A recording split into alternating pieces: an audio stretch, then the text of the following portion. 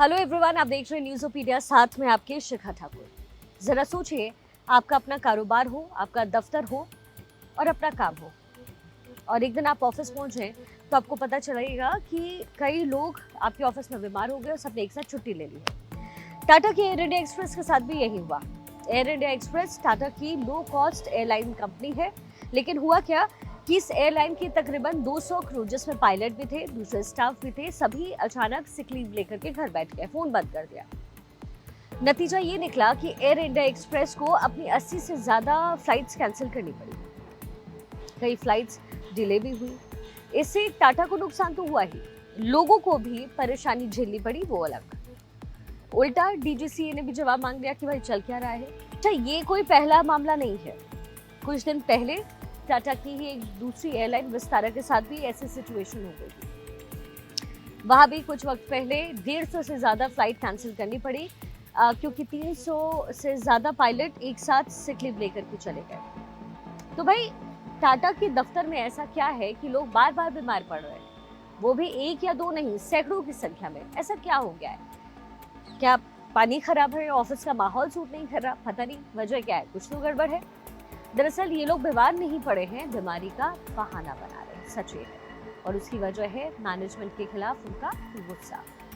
ये गुस्सा पैदा हुआ दो कंपनियों के मर्जर से। टाटा ने दरअसल एयर इंडिया कनेक्ट नाम की एक और कंपनी खरीद ली है और उसे एयर इंडिया एक्सप्रेस के साथ मर्ज कर रही है। अब इस मर्जर की बात से ये एयर इंडिया एक्सप्रेस के लोग नाराज हैं। उनका कहना है कि मर्जर तो हो रहा है, लेकिन पुरानी कंपनी के लोगों के साथ भेदभाव हो रहा है। जो नई कंपनी के लोग आ रहे हैं, मर्जर होकर की जो एक कंपनी बनी है, उसमें जो नई कंपनी से जो लोग आए हैं उन्हें ज़्यादा सुविधाएं और सैलरी मिल रही है, जबकि एयर एशिया कनेक्ट को ज़्यादा फायदे मिल रहे हैं। काम एक ही है। इन पायलट्स का कहना है कि कंपनी लगातार प्रॉफिट कमा रही है, लेकिन बावजूद सुविधाएं उनको मिलेगी, और ज़्यादा प्रॉफिट कमाने के बावजूद फिर भी एम्प्लॉय की जो सैलरीज है उसमें कट किया जा रहा है। कॉस्ट कटिंग के नाम पर उसकी सैलरी कम की जा रही है। इसके अलावा उनके एक्सपीरियंस और काबिलियत की भी अनदेखी की जा रही है। इंटरनल पोस्टिंग में जो एयर इंडिया एक्सप्रेस के लोग हैं, उनकी जगह बाहरी लोगों को तवज्जो दी जा रही है। ये कंप्लेंट्स है। एचआर डिपार्टमेंट से भी इन पायलट्स की नाराजगी है। दूसरा बड़ा मुद्दा है सैलरी का।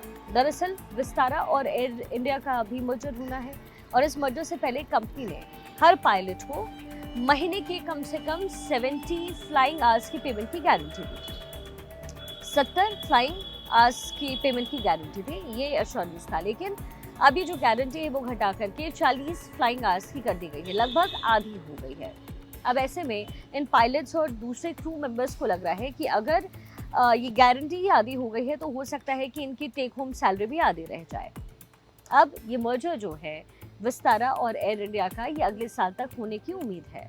ऐसे में पायलट्स और डरे हुए हैं, और एयर इंडिया एक्सप्रेस के पे भी इसका असर साफ तौर पर नजर आया।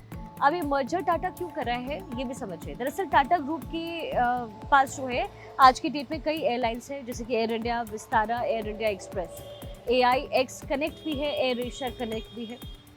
तो टाटा चाहती है कि इन्हें अलग अलग चलाने की जगह मिलाकर एक कर दिया जाए, यानी नाम तो एक ही रहे, लेकिन पूरा मैनेजमेंट एक हो जाए, प्रॉफिट, मुनाफा, घाटा सबका एक साथ मिक्स हो जाए।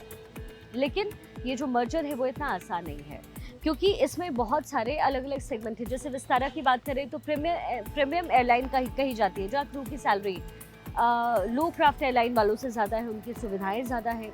तो जब ऐसे में मर्जर हो रहा है तो प्रीमियम एयरलाइन और लो कॉस्ट एयरलाइन का जब मर्जर होगा तो सैलरी डिफरेंस और सुविधाओं का डिफरेंस दूसरे एम्प्लॉय को अखड़ रहा है। उनको लगता है कि वो काम उतना ही कर रहे हैं, लेकिन उनके साथ वाले को ज़्यादा वेटेज मिल रहा है, ज़्यादा फायदा क्यों मिल रहा है?